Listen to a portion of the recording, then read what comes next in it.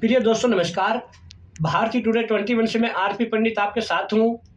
मैं इस समय जोगिंदर चौहान जी के साथ हूँ, जो कि कांग्रेस पार्टी में बहुत पुराने समय से जुड़े हुए हैं और कैसा भी दौर रहा हो, इन्होंने कभी भी कांग्रेस पार्टी की जो नीतियां हैं वे हमेशा लोगों तक पहुंचाने का काम किया है।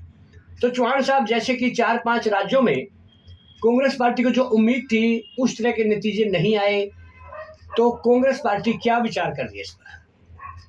हमारे हिसाब से रिजल्ट जो आना चाहिए था वो नहीं आया, ये हम मानते हैं।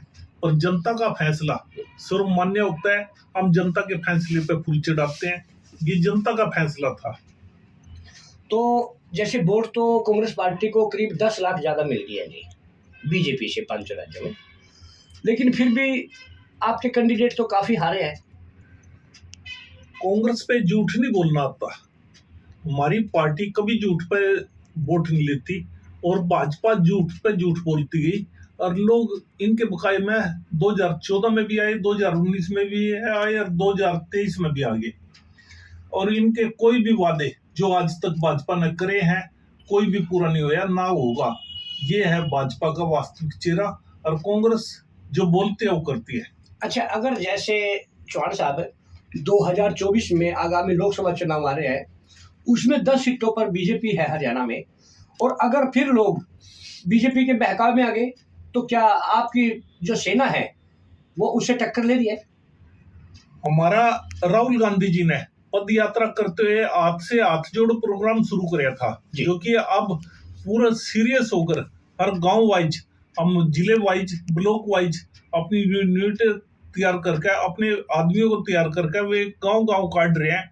सिर्फ यही सच्चाई बताने के लिए कांग्रेस की पॉलिसियां क्या है और कांग्रेस वास्तव में कार्य कैसे करती है। ये झूठ की पोल खोलने के लिए हम गांव गांव घर घर तक जाएंगे और जनता के बीच में कांग्रेस की पॉलिसियों को लेकर जाएंगे, कांग्रेस की विचारधारा को लेकर जाएंगे। और वही विचारधारा इंदिरा जी ने फॉलोअप करी थी, वही राहुल गांधी जी ने करी थी और वही राजीव गांधी जी के समय में जब कहे करते थे ये तो एक तरह से एजुकेशन क्रांति आ गई है और संचार व्यवस्था जो जिसने सबसे पहले लेकर आया था, वो सारी कुछ हमारे जिस समय जवाहरलाल नेहरू जी प्रधानमंत्री बने थे, देश के पास ना पैसा था ना ही कोई योजना थी। उसने पंचवर्षीय योजनाएं चला चलाकर सारा कुछ शुरू कराया है। उस जवाहरलाल नेहरू जी ने सबसे पहले अंतरिक्ष पर काम करने के लिए अंतरिक्ष विभाग का गठन किया, कॉर्पोरेशन बना दी। इसी तरह हमारे बाबा परमाणु संयंत्र के नाम पे परमाणु विभाग बना दिया। जो भी आज हम इंस्टीट्यूशन देख रहे हैं, जो भी तरक्की देख रहे हैं, वो सारी जवाहरलाल नेहरू जी के समय की देन है। हमारे राजीव गांधी जी ने पंचायती राज एक्ट लियाकर जनता को सीधा ट्रांसफर करी थी लोकतंत्र की पावरें, और ये किसी से छुपी हुई नहीं है। राजीव गांधी जी ने कंप्यूटर क्रांति, सॉफ्टवेयर क्रांति यदि कोई लेकर आया तो राजीव गांधी जी लेकर आया है।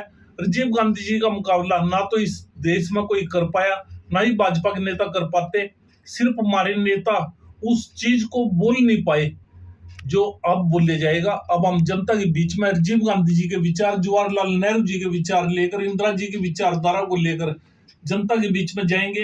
लाल बहादुर शास्त्री का जय जवान जय किसान का नारा जो उन्होंने दिया था जी, वो लेकर जनता के बीच में जाएंगे और दोबारा से किसानों को खड़ा करेंगे अपने साथ।